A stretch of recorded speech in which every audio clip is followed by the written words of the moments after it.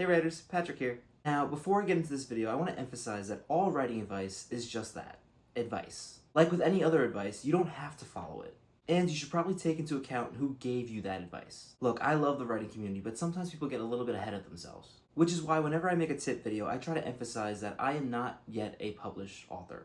So you should definitely take everything I say with a grain of salt. Although, to be fair, you should take anything that anyone says with a grain of salt. Now that that's said, it's time to talk about the first piece of terrible writing advice on this list. And first I have "said is dead." A lot of times this one comes from early English teachers trying to teach students to use different words. And while it's great to use different words, it's also important not to neglect words that are pretty useful, like "said." In my opinion, I find "said" to be an invisible word, which means I don't really notice it when I'm reading. However, even if you do notice it, it's not a word that distracts you from the meaning of the story, while a lot of its replacements do. I feel like way too many authors try way too hard not to use the word "said," for no real reason. Now, some people tell me they'll put a book down if they see the word "said" too many times, and honestly, I don't believe them. I think they're putting that book down because the dialogue is bad, and a lot of times bad dialogue seems to be surrounded by the word "said" over and over again. Don't get me wrong, I'm not telling you to write a scene where it's a back and forth between two characters and it sounds a lot like this. He said, she said, he said, they said, she said. That's bad writing. However, what I am telling you to do is not go out of your way to replace the word "said." Because a lot of times when you make a conscious effort not to use the word "said," your writing ends up suffering as a result. The second piece of terrible writing advice on this list is write what you know. I don't even know what this is supposed to mean. I think maybe the point of this advice is to tell you to do research before you actually write something. Because in my head that makes sense. Because if you were to only write what you knew, your story would be so limited.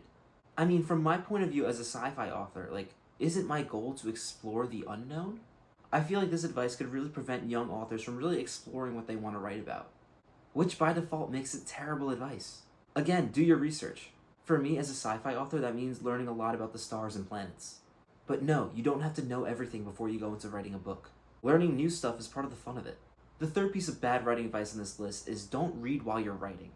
As in, don't read books while you're writing a book, during the writing process. I've been working on books non-stop for the past 5 years. And if I followed this advice, that means I wouldn't have read a single book in the past 5 years. This advice comes from the fear of you copying or stealing ideas from the other books. But like I've talked about in this channel before, you're supposed to borrow ideas from other books. In fact, it makes you a better author. So I really don't know where that advice is coming from. Read as much as you want in any genre you want while you're writing a book. It's okay.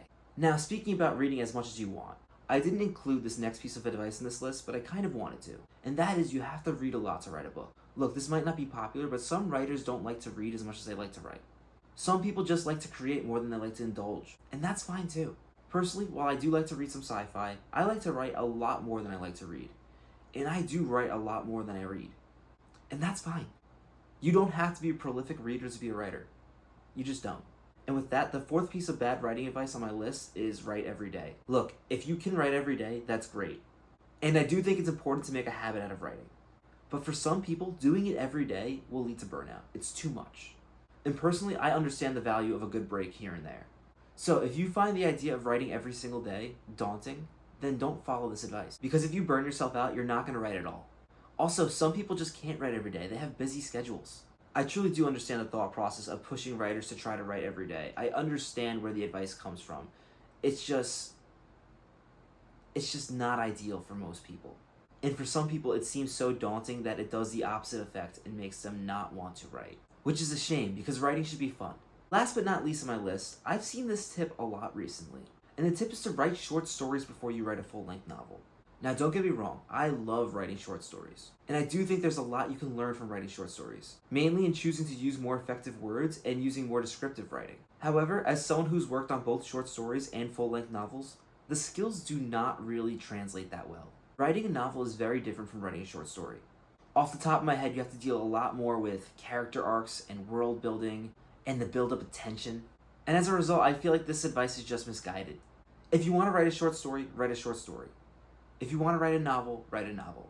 You don't have to write one before the other. Although I will say, I think it's a good idea for everyone to try to write a short story at some point, just to see what it's like. But yeah, that was my list of 5 pieces of really bad writing advice. Of course, these were only 5 bad writing tips. There are plenty more out there on the internet. Someone actually commented on one of my posts that every time you see the word don't or never in front of a piece of writing advice, it's always bad.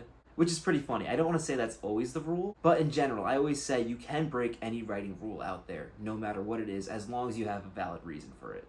So in a sense, yeah, that was a pretty good comment. And whenever I give tips, I try not to use the words don't and never, but you know, it happens. Like I said in the beginning of this video, I'm not perfect, and no one else giving advice is. That's why if I can leave you with anything from this video, I want it to be the message that you should never just take advice blindly and run with it. I think it's always good to take advice that people give you in everything, not just writing, and reflect on it, and think about whether or not that's the right advice for you, rather than just applying it without thinking. Thank you for watching this video. Let me know some bad writing advice you've stumbled upon in the comments. Also, if you haven't already, please be sure to subscribe to my channel. It really helps me out. You know, I put a lot of work into these videos, and the more subscribers I have, the more people who watch them, which is helpful because I want to keep on making this type of content for you guys. So yeah. Also, I completely forgot, you can leave a like if you liked this video, or you can leave a dislike if you hated it. You know, maybe I trampled all over your favorite piece of writing advice. If anyone doesn't like this video, it's definitely because I said is not dead. People who think said is dead are very persistent. And you know, I always say to people who say that, if it works for you, that's great. I'm gonna use the word said. Adios.